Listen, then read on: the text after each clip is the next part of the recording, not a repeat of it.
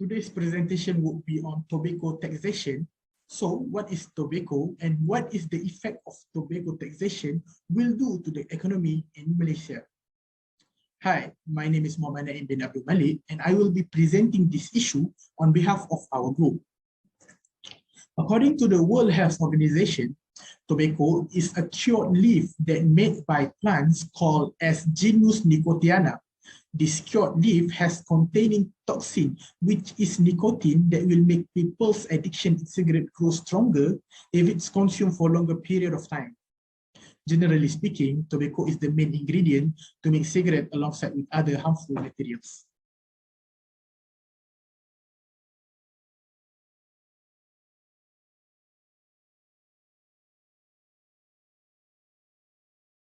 In this newspaper article, it is about higher tobacco tax rate that can benefit health and economy.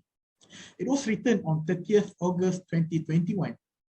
In this newspaper article, it states that 21.3% of smokers are from adults, that is 15 and above. Furthermore, over 4.8 million Malaysians are heavy smokers, which is a huge number. Moreover, Malaysia has already spent over 15 billion on tobacco-related health issue and medication and equipment on every hospitals. This newspaper article also includes benefit of tobacco taxation. The first one is tobacco taxation can reduce smoking prevalence through changes in smoking behavior. Second, the taxation can correct negative externalities in tobacco market. Last but not least, is government can earn revenue by increasing the tobacco taxation.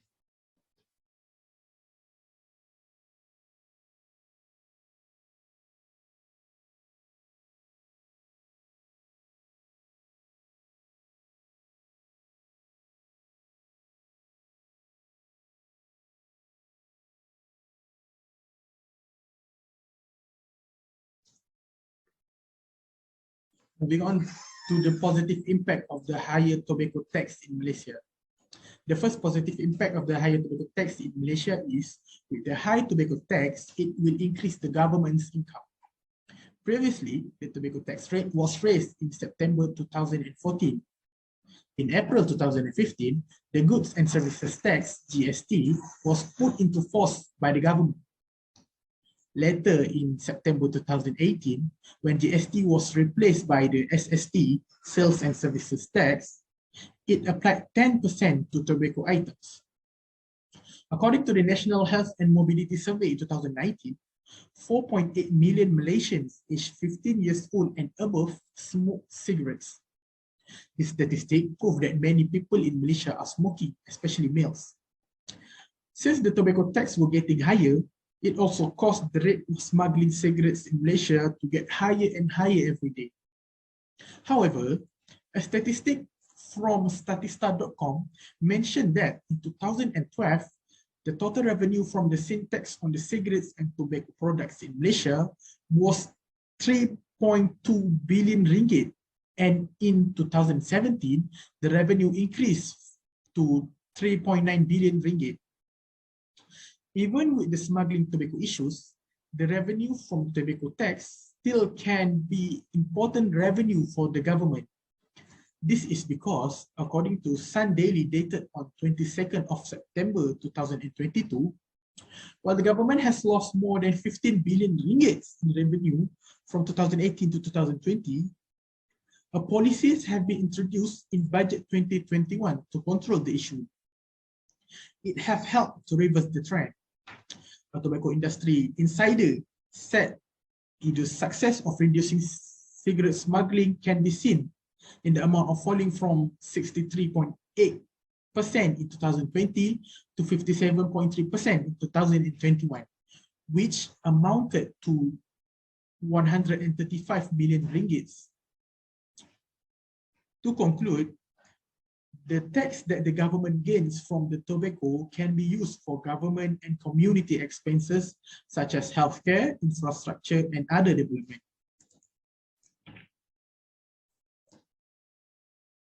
Next, the second benefit of higher tobacco tax is it can spread awareness to reduce smoking. This is because with the tobacco tax getting higher, it will force the buyer to reduce smoke because the price of the cigarette is getting more and more expensive. People generally know that the smoking is bad for our health because it may cause cancer, breathing problem, heart disease, stroke, diabetes, infections, and many more. Quoting former Health Minister Khairi Jamaluddin, he said that cancer is among the leading cause of death in private hospitals at 34.95%, and the fourth in hospital under the Ministry of Health, which is 11.56%, with tobacco use as one of the main factors that cause the disease. He also said that cancer was also one of the top 10 reasons for admission to wards in MOH at 5.17% and 5.37% for private hospitals. In a nutshell, with the increased rate of tobacco tax, it can reduce cigarette buyers at the same time, reduce the rate of cancer patients in Malaysia, which can improve the health rate in Malaysia. So that's all from me. Thank you.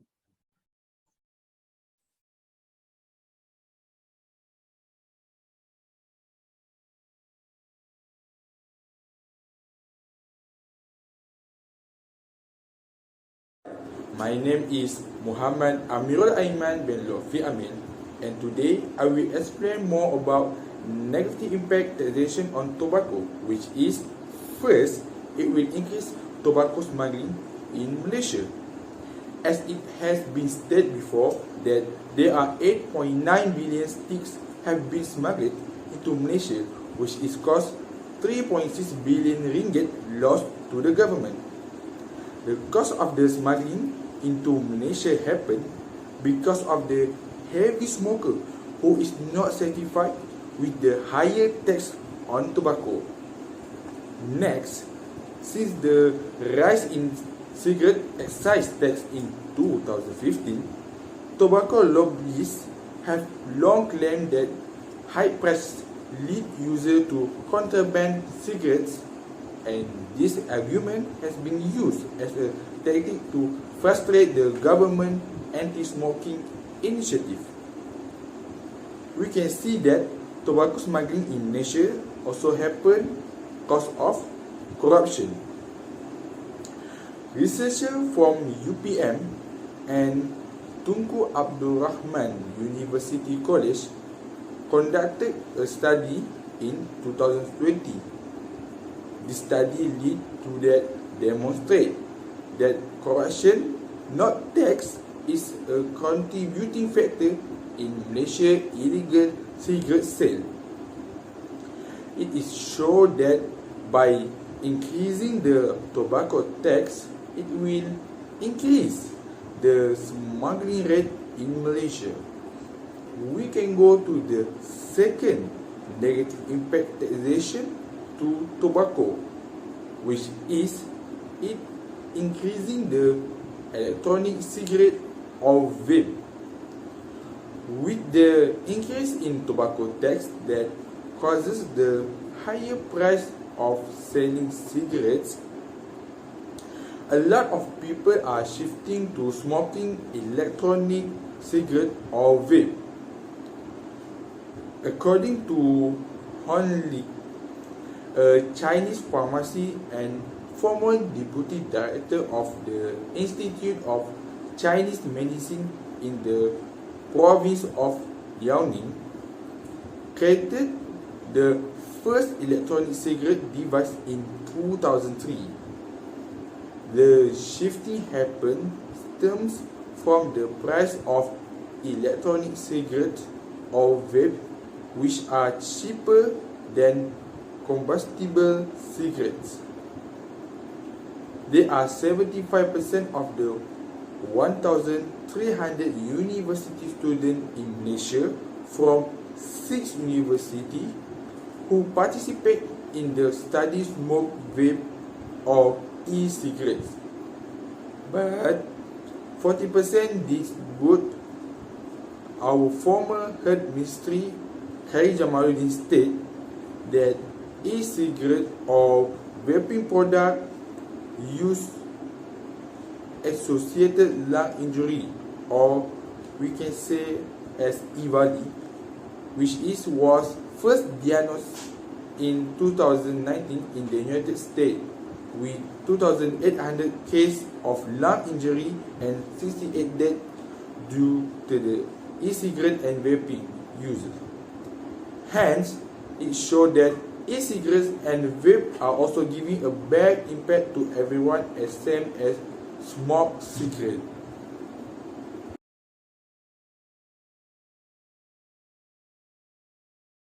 Next, I will explain about the principle of public finance.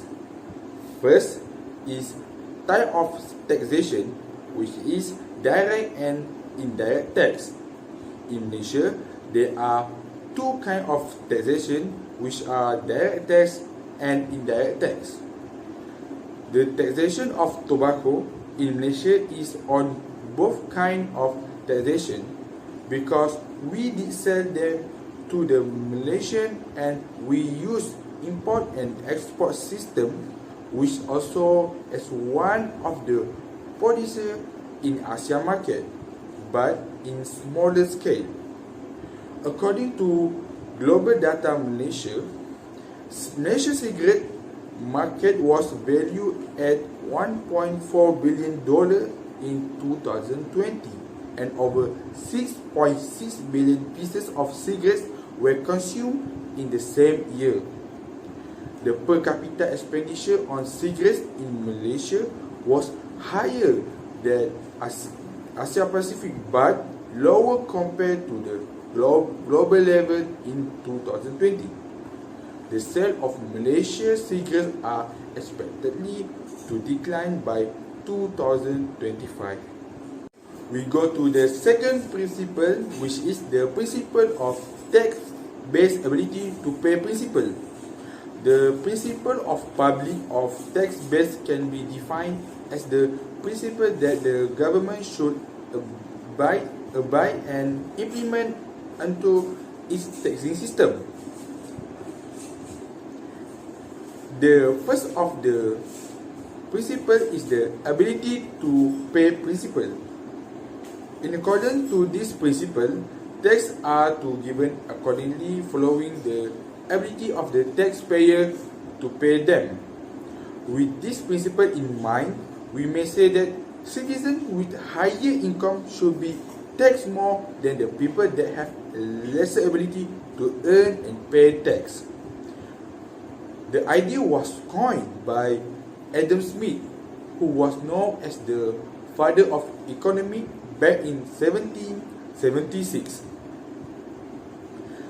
Another point worth mentioning is that the principle advised that people, business, and even corporation that rack up more income to be taxed with a way higher than the people below them in the economic ladder.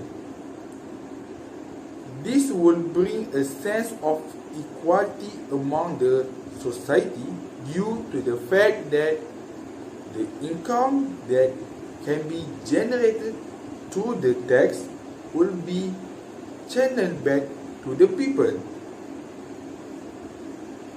We can take a look at the percentage of company income tax rate, which is set at 24%, yet the income tax rate for a small and medium-sized company are stipulated at 17%.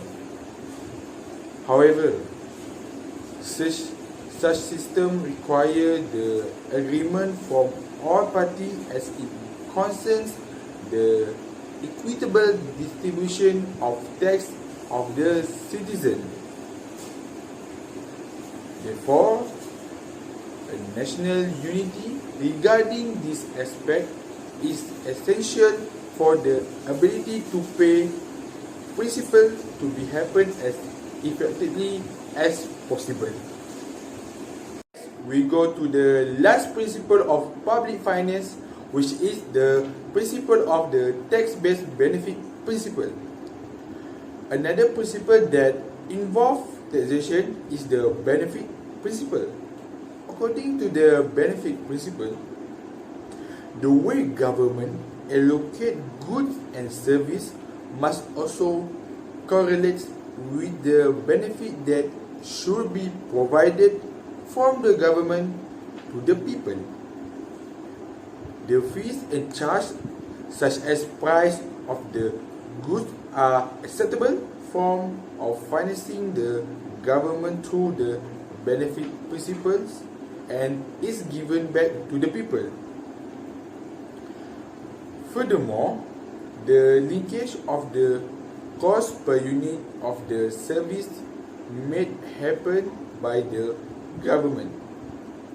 Nevertheless, the benefit principle is hard to be declared truthfully from the people if they are able to determine that the share of financial burdens relies on benefit declaration on their behalf.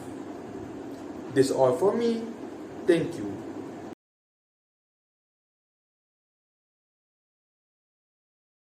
We go to the next subtopic, which is recommendations.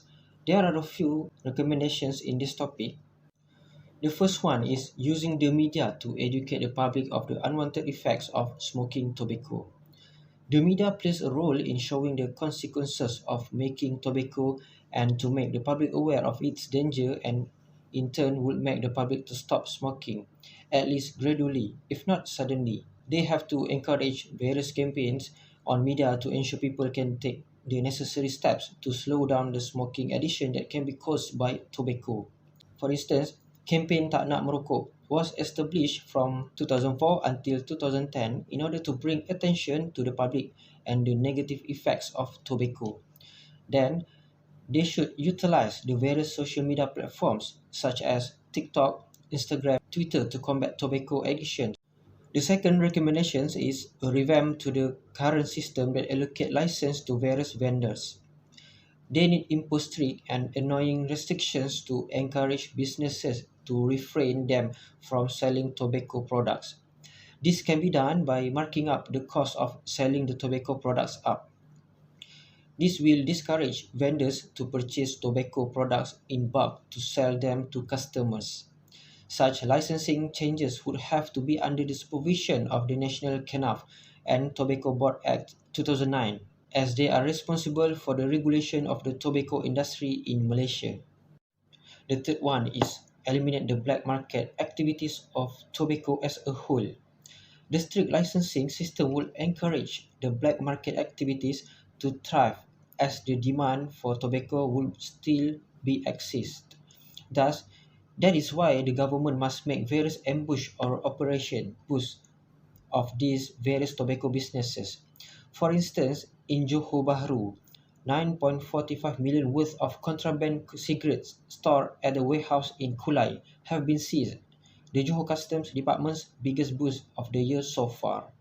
The last recommendation is to enforce certain areas as a no smoking zone. It is regulated under the Food Act 1983, and the Declaration of Non-Smoking Area 2015 obviously states that there should be some areas where smoking is prohibited. Certain areas which are constantly populated should have certain rules and regulation regarding the consent to smoking. This is because the areas may have people who are more exposed and can contract illness easily than people who are more tolerant. Some of the places are in indoor areas where the risk of contracting illness is higher in an enclosed space.